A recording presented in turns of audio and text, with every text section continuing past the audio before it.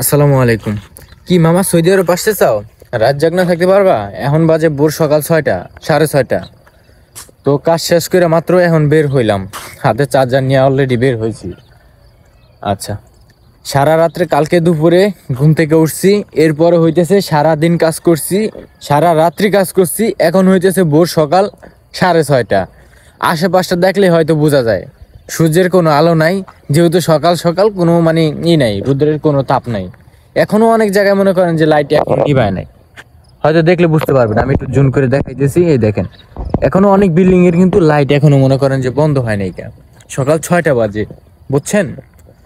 তো যে কোনো জায়গায় যান আপনি, যেই কোনো কাজেই যান, যদি কাজ করতে পারেন তাহলে মনে করেন যে আপনি ওইখান থেকে সফলতা আনতে পারবেন। এখন মনে করেন যে আপনি কাজ করবেন না, আপনারে মনে করেন যে বসায় বসায় কেউ টাকা দিবে না।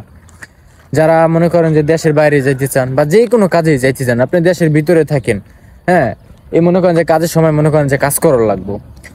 আর সৌদি আরব আমি আসছি অল্প কিছুদিন হয়েছে, 8-9 দিনের মতো হয়েছে।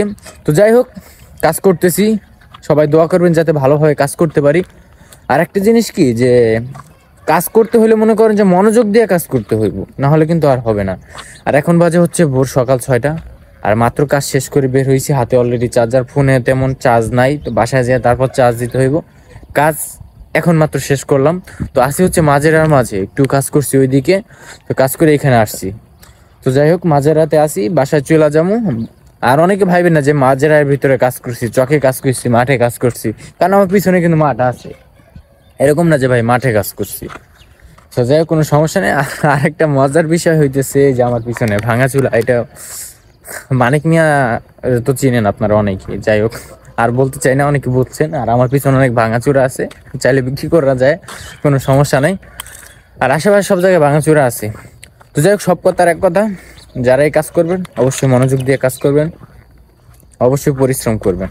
পরিশ্রম কখনো বেইমানি করে না, মানুষ সবসময় বেইমানি করে, কিন্তু পরিশ্রম কখনো বেইমানি করবে না।